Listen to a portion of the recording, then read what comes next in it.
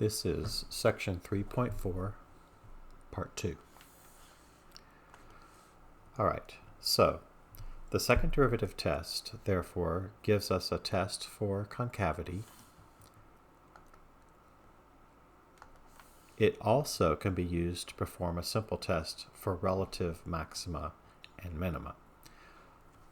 It's not the normal way that we'll do relative maxima and minima because, as I said earlier, typically we do that with the first derivative, but it can be done with the second derivative. And what I mean by that is if I have a function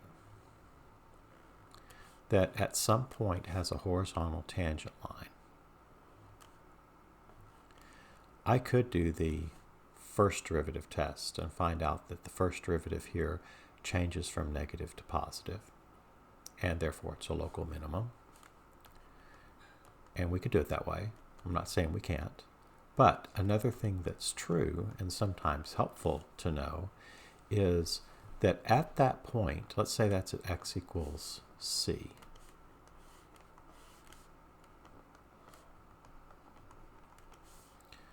Where that happens, then if you evaluated the second derivative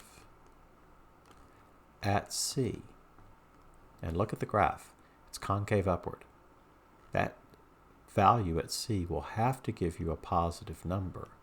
And so if you have both f prime of c equal to 0, this doesn't work when it doesn't exist, this is when it's equal to 0, as your first condition, and if you can show that the second derivative at c is a positive number, that will take you to the conclusion that it's a local minimum. On the other hand, if you have a function that looks like that, and the first derivative at c is 0. Again, that's the same condition. So at c, this has a horizontal tangent line. Means the same thing as f prime of c is 0. And second, if you were to calculate the second derivative at c, since it's concave downward, it would give you a negative answer. And those two things together will take you to the idea that you have a local maximum.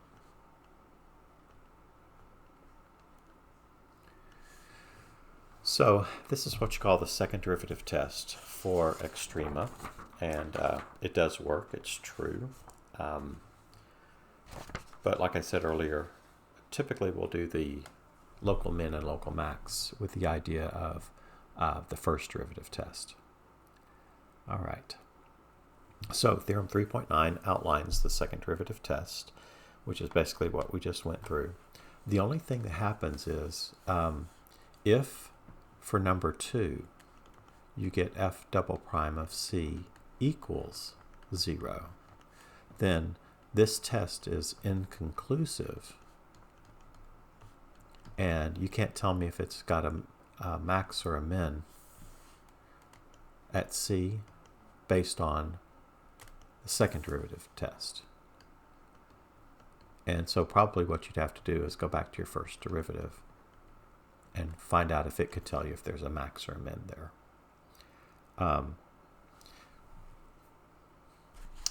So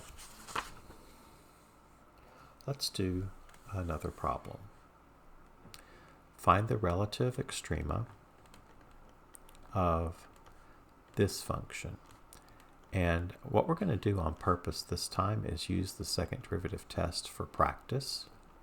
I probably, if someone just said, do this, find the relative extrema, I would probably use the first derivative test. But we're going to do it the other way just to see if we can. So you need to find the first derivative, which is negative 15x to the 4th plus 15x squared. And the first condition is that f prime of c has to be 0. Notice I'm not writing or d and e because we're not doing the first derivative test. We're doing the second. So the first derivative equals 0. So if I factor out a negative 15x squared, I'll be left with x squared minus 1. And so negative 15x squared times x plus 1, x minus 1, equals 0. And so f prime of x equals 0 for x equals 0, x equals negative 1, and x equals positive 1. Okay, now we find the second derivative. See, that'll be negative 60x cubed plus 30x. And so then we would calculate what is the second derivative value at, say, 0. Just pick one of them. That'll be 0. This is inconclusive because we got 0. And we'll have to go to the first derivative, number line analysis, to get if it's a max or a min. Okay, second derivative at negative 1.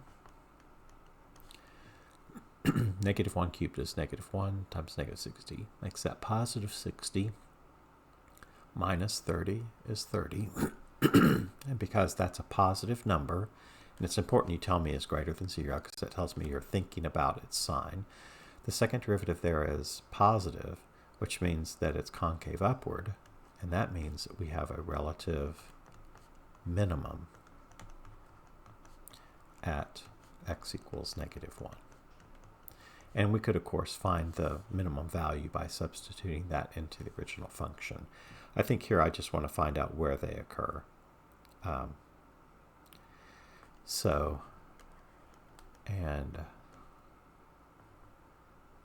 No, it actually says find the relative extrema, so I've got to find that. Sorry about that, I will go back and do that. So if I substitute in 1 to the second derivative, I will get negative 15. Oh, I'm sorry, I'm substitute that into the first derivative accidentally, so please don't do that. Sorry, putting 1 in, that'll be negative 60 plus 30, which is negative 30, which of course is negative, and that means that the function there is concave downward, which means we have a relative max.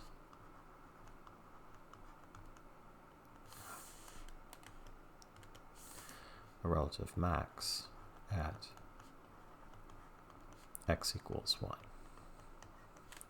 So this relative min value is negative 1 substituted into the original function. So that's going to be 3 minus 5 is negative 2. And the relative max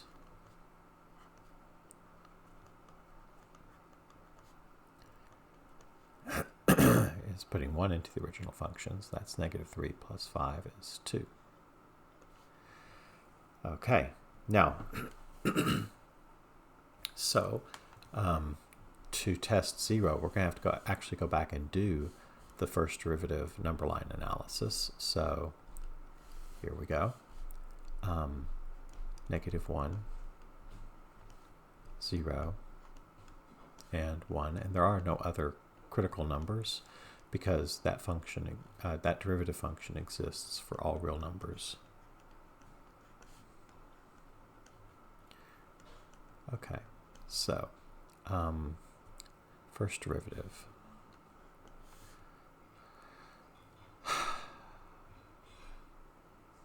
Let's see, if I substitute in a number to the left of negative 1, I'm going to get a negative answer. And let me make sure that's right. Yeah, let's just do this. Let's write this down. I was trying to do it all in my head, and I better not. And what I'm substituting into is this first derivative expression. So putting in negative 2, negative 15, negative 2 squared is positive, negative 15 times positive is negative. Negative 2 plus 1 is negative. Negative 2 minus 1 is negative. Negative times negative is negative. So I got that right. Between negative 1 and 0, I might try negative 1/2. So negative 1/2 squared is positive. Negative 15 times positive is negative. Negative 1/2 plus 1 is positive. And negative 1/2 minus 1 is negative. Whoops, wrote that in wrong order.